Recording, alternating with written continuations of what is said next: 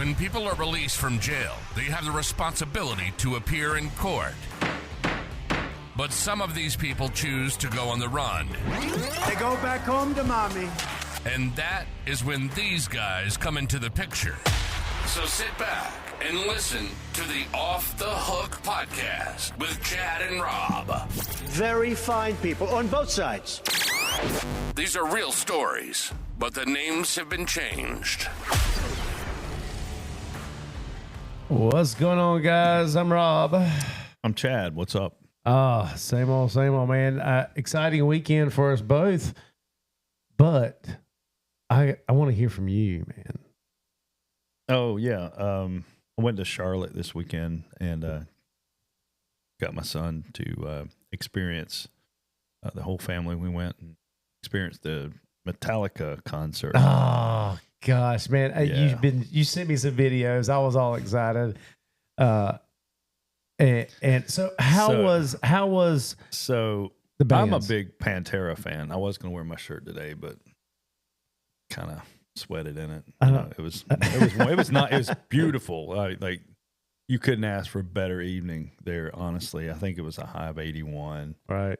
And it was awesome. But I think the doors opened at like 5, and it had 3 bands. They had Suicidal Tendencies, which not a lot of people listening, unless you're on the West Coast, know those guys. They're an old skateboard band from the 80s. Yeah. And dude, still going. I'm surprised, but yeah. I got some neighbors from California. We were just telling them yesterday, and they're like, "Oh yeah, I remember them." Back in the day. But they did their thing, and then it was not completely packed in there, which I was surprised. But it was like early, and that's been forever since I've been to a concert. So now you're at Bank of America Stadium. Now I was there last year, where the Panthers play. Yeah. So that's the Panthers Stadium.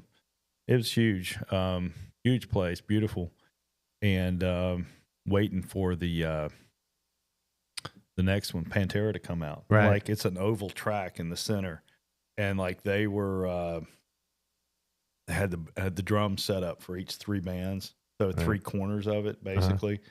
So it's kind of like potluck where you're going to get Metallica to end up, or in my case Pantera. Right. And Phil comes out. F this. He's dropping F-bombs left and right.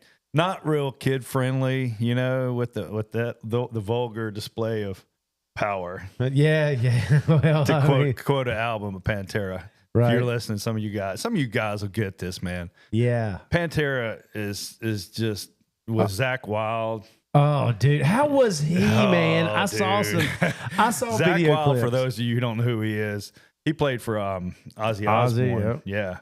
So he is an incredible guitarist. Man, I was telling you this morning when we were talking about it. I was like, man, I play guitar, but I don't understand how he plays it. He came out in like these orange boots and like black gear. They all wear black, and but these crazy looking boots on, and he's got.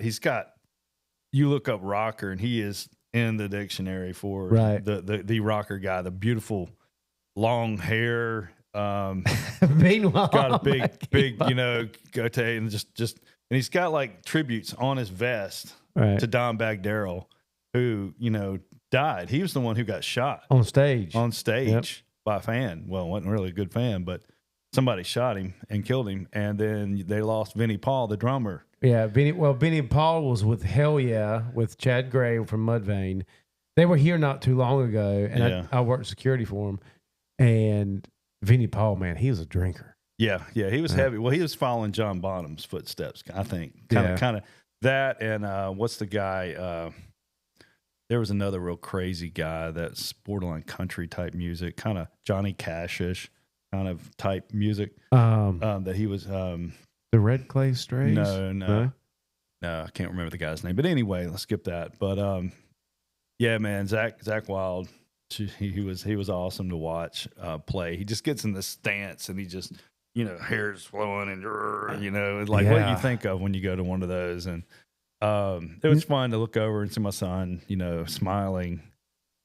He's at the age where he's I don't see a lot of smiles. It's like He's he knows teenagers. everything. Yeah. Young teenagers. So it was really cool. So but- now, after Pantera played and Metallica came out, the place was packed by then. So yeah, it was starting to get dark, and like they had these huge monitors hanging. Like there probably were 8 of them, maybe something like that. And they're just huge, and they would play like for each band. They would have like stuff, you know. Yeah, their production. Yeah. So you can look at that, and people way up in the stands, you know, they can look at that and see up close and stuff like that.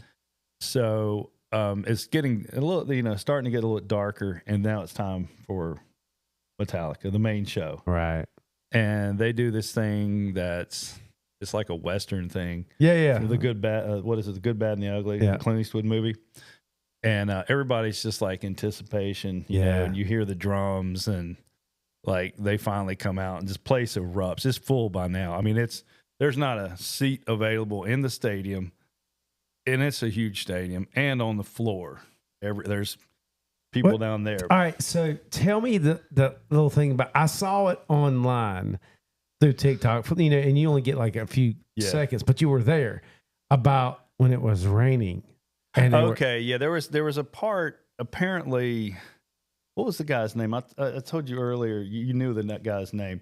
Somebody died. Cliff Burton. Cliff Burton. Yeah, he died, and evidently that was in tribute to him. And they started this song, and it started to rain. By the time they were finished, it was a light rain, right? It's very light, very light. I mean, you could feel, you know, drops, and you're thinking it's going to get worse.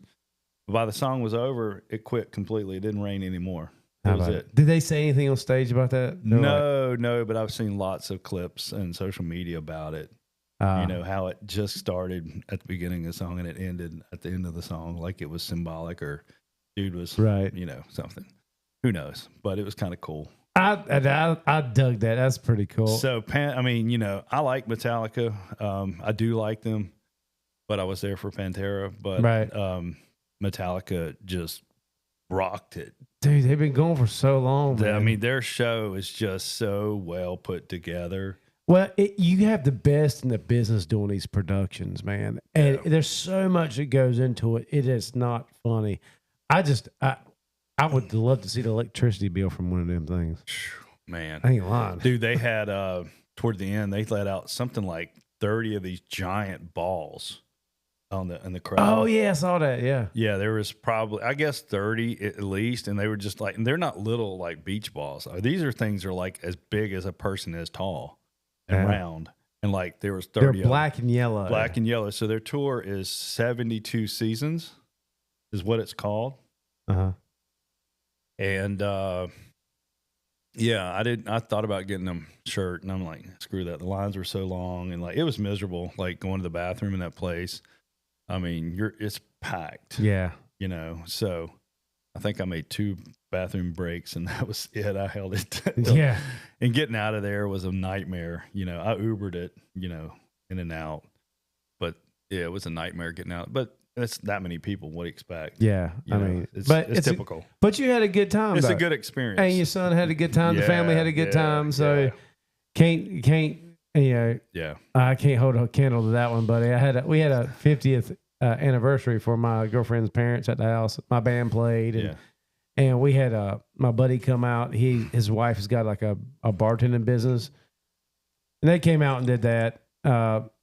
And we cooked a 140-pound hog and 40 pounds of chicken, and fed about a little over 100 people, and had a good time. But cool. It's funny because I was sitting there, I was at the party, you know, we're hosting, so you know, me and Heather are all over the place, and I keep getting these videos. I'm like, from you. Well, and I was like, the hang thing on, was, guys. There's so many people sending videos and doing videos. It was hard to get out of there. It was hard to send a video out. So I might have sent you one. You sent me 2. It didn't happen. You didn't get it till much later. Yeah. And I'm like, I'm up there. I was actually, the first one, I wasn't on stage yet. And I was like, somebody was talking to me. I was like, hang on a second. And I was sitting there watching Pantera go. I was like, yeah. And then the second one you sent me, I was on stage. I was like, oh my God, I want to see that video so bad, but I can't. I'm so done playing. Man, I tell you what, when I mean, everybody was on their feet.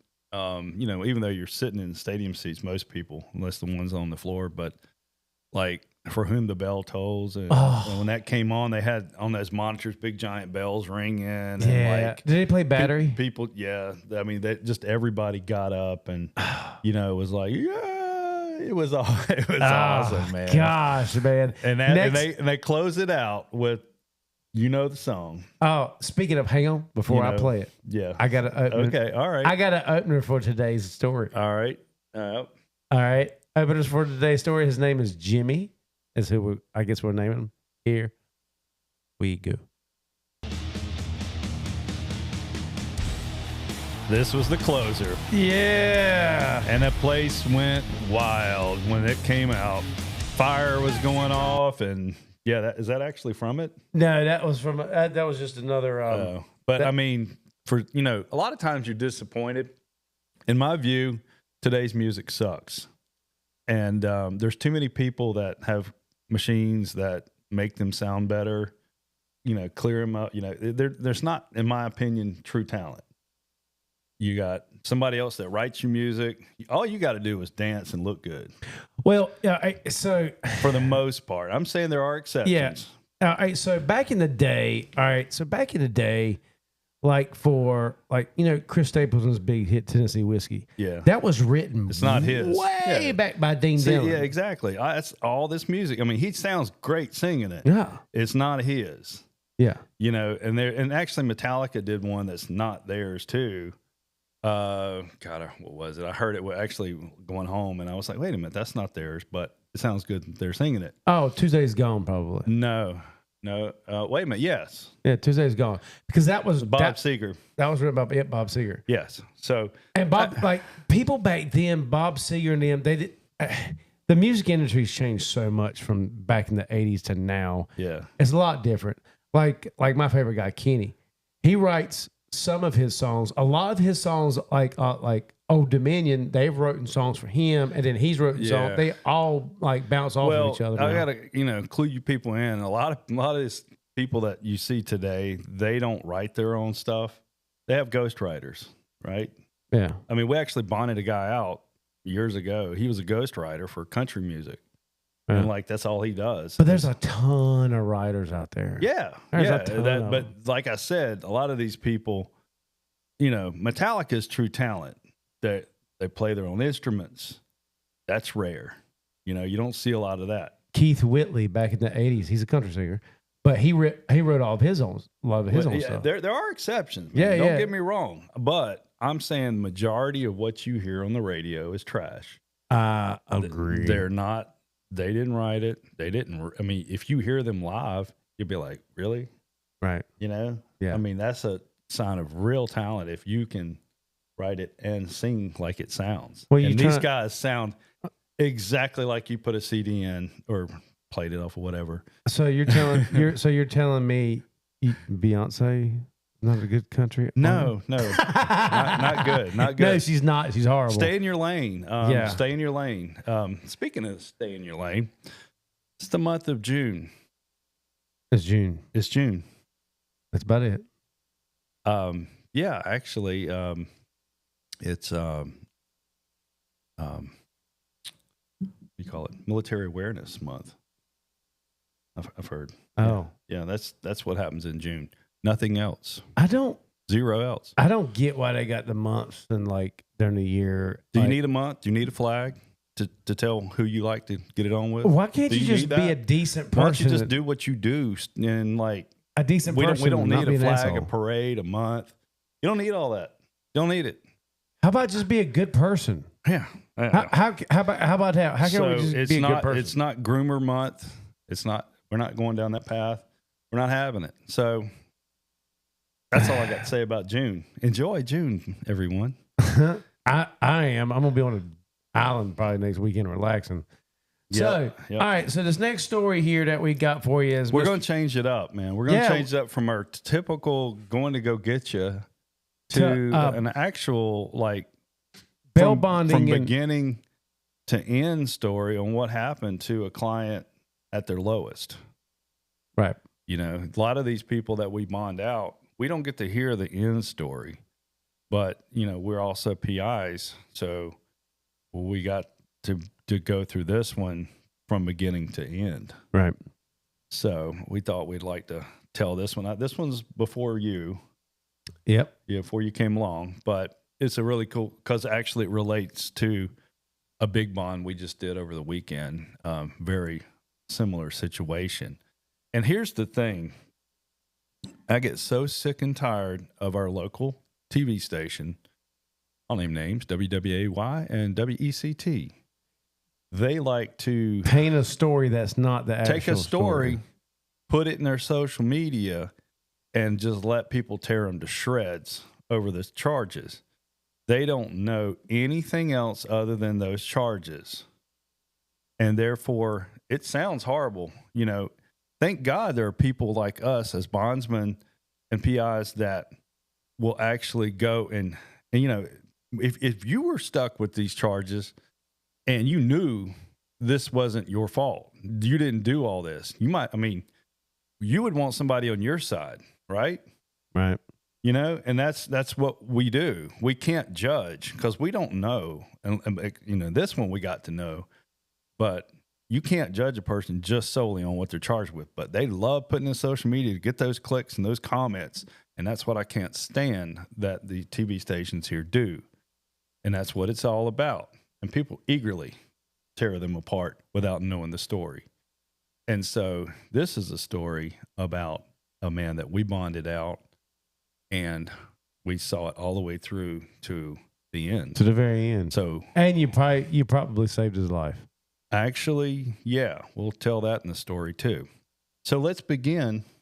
Go ahead, story sir. time about Jimmy the Justified. Yes. We will call him. Yes. Jimmy the Justified. I'm gonna sit back and listen to Chad here. I'll ask some questions. All right. Do I got my my story time?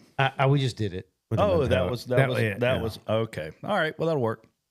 All right. So Jimmy, years ago, was in a real bad situation. He worked far from home here in North Carolina. He would go for like a month or so at a time away from his home and his wife. And he had a very tough job, but that's how he made his money, how he worked. Right. Stayed in a hotel here in the area, and well, I guess Jimmy had a couple drinks, and he decided he was going to call a call girl. And girl came to the hotel, and evidently they had a dispute over money or something like that. Don't know, wasn't there, so can't tell you. But that's how the story went. The extra $20 for that dose of heroin. I don't know if it's drug related. I think it was something else related. But evidently they had an argument, and she claimed that he raped her, which we see a lot of. Yeah. So, it's kind of like, I guess she's like, well, he's not gonna say anything because, right. He's married. Yeah, he's married, and it's only gonna make it worse for him. Right. So, what happened was, dude the police came and arrested him. He had a large bond. I mean, it was several hundred thousands of dollars. I can't remember exact dollar amount, but it was up there. And so we did a little bit of PI work on this one. This was with other partner on this one. Now, did he call you directly, or did the attorney was trying to? I think he called directly, and no, he had been in jail for a little bit of a time. Gotcha. And this came through another source. But so after reviewing what was going on more, it's more evident of what's going on. Now the story's already out in the news, right? That this guy, and they tear him to shreds. Human trafficker? Did they say that? No, but it was a rape charge. Oh, okay. So it just made him look like a womanizer. Like a rapist, like all that gotcha. that they're gonna. That's all they got to do is see that, and then the public's gonna tear them apart. Yeah. Right. Yeah. So anyway, we ended up doing the bond, and he owns his property back where he lives, and but this is causing problems with the wife, right? Yeah. So now she says, oh, well, I had to go up there and meet with him and do some more paperwork and, collect money for the bond that we put out. I wonder how that conversation went between him and his wife. Apparently his or her, I think it was his parents were involved too. When I got there, guy was sitting in his car, had a gun on his lap and was crying. Wow. And his world was crumbling, Right. And I had to talk to him, and you don't know what the person's going to do. So you were a therapist at the moment. At the moment, I became a therapist, and had to talk him down off of that ledge, so to speak. And we went inside, and I gave the gun to his parents, and they took him in. I think they took him away from the house, and he stayed with them for a while. And I separated the wife. And anyway, some time went by. I went back, and at the time, our other partner, he had the case for this, and went back to the hotel. And this was a key bit of information that really helped him in his court case, because right now it's a he said, she said. Right. Case as far as is concerned, right? And they take the woman's side, Yep. For the rape situation. 100%. I like literally majority Yeah. of the time the courts take the woman's side Right. all the time. The men get the short end of the stick on that. So going back to the hotel, hotels have cameras all in them, right? Right. So, partner went and spoke to the front desk clerk about that date. And he said, can we have the footage? We're going to need to subpoena this footage for court. It was in the evening on some date. Anyway, the footage revealed that the girl came downstairs. You can see her on the camera. The front desk clerk, spoke to her briefly, have a good night. And she's like, yeah, thanks. You have a good night too. Now, if you just got raped, would you be that nonchalant chatting with somebody? Hey, have a good night. Or would you be crying and Right. So that right there spoke volumes Right. about what truly happened. And that was a huge piece of evidence that. And I'm sure they brought up the girl's past too, because I'm sure she had. Yeah, there was actually. We dug into that and found out her history, and that added to it. So all of it put together, it was very put a lot of doubt. It was very evident that that's what happened in this situation.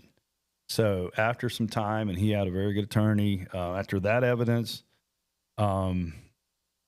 he was cleared of this wrongdoing. That's one huge obstacle, but the other issue was his wife in this situation. All right, so that's what I was going to ask you about. Yeah. What about the wife? What happened with the wife? Well, so things were, he's really upset, wanting to keep his wife, happy and everything. Well, it turned out after a little bit of investigative work that she wasn't exactly being faithful, monogamous with him either. What was she doing?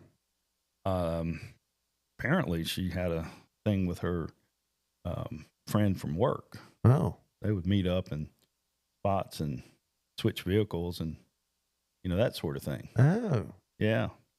So after a good bit of time helping this guy out, clearing his case, well, now he was cleared of anything with his wife as far as now he called a girl. He didn't do anything in the beginning. Because it was in the court records that they didn't do nothing. It was an argument about money. Right. Gotcha. I see. But not the case with the wife. Oh, she was banging Judy. Yeah. So the guy from work, and her. So I guess while he was gone on these trips, wow, he was the only one. Wow. So he ended up keeping the house, kicking the wife out, and getting not having to pay anything But man, he had to go through all that crap though. He went from his lowest, sitting in a driveway in his car with a gun on his lap, about to take his own life, to getting everything. But you know what? The good Lord put you there for a reason.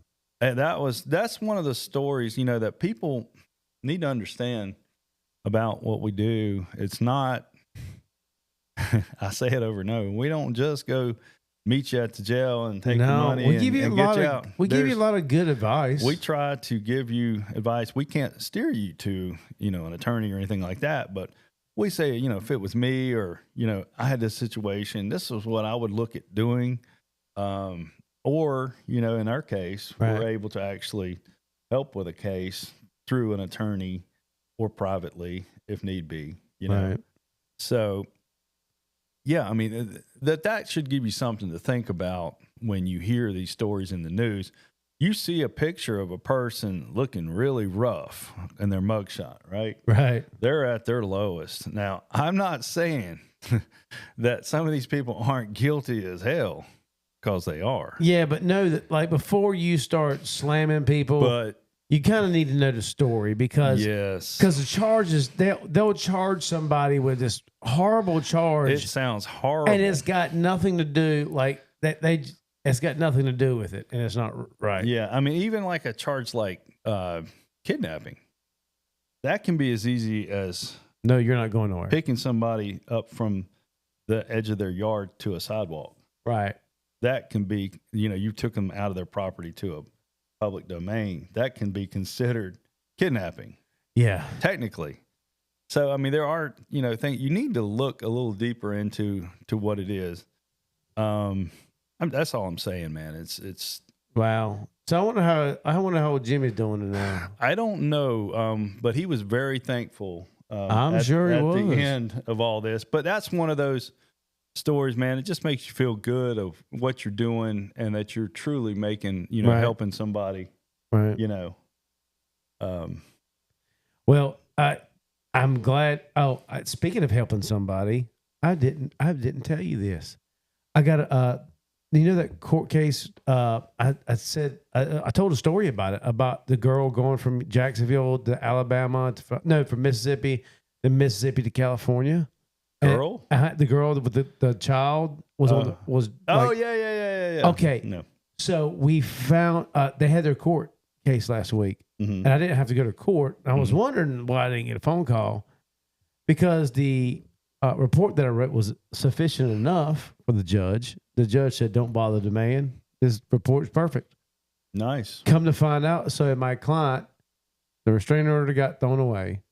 My client got 50-50 custody of his child, and she's got to do a lot of stuff to show that she's stable, because she's not.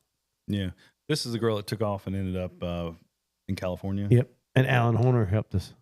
Yeah, that's right, Alan. If you're listening, buddy, thank you again, Alan. Yeah, man, it's good working with you. Would like to do some other of this stuff with you sometime. Yeah, you need to be on the show.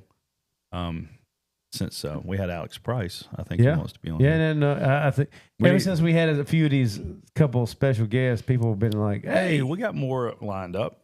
Yeah. Absolutely, but yeah, we need to get up with you, Alan. Anyway, that's a cool story, right? Yeah, man. It's a neat story, and it kind of puts things in perspective about how the cops charge people versus what actually happened. So quit slandering, and if you don't know the whole story, yeah, because you wouldn't want it to happen to you. No. If the shoe were on the other foot, you should, before you go condemning someone. I've had to learn that myself over the years. Yeah, I've not, Well, you've been in, long enough to where you see where this comes into play. It's not as cut and dry as, those are the charges, they're guilty, fry them. Man, just don't do that. Well, I'm glad he's all right. You might need to look him up here soon, see how he's doing. Yeah. I hope he's doing well. But so we have a very similar situation. That's what made me think of that story that happened over the weekend. Wow. And we think it's very similar to this one. Yeah.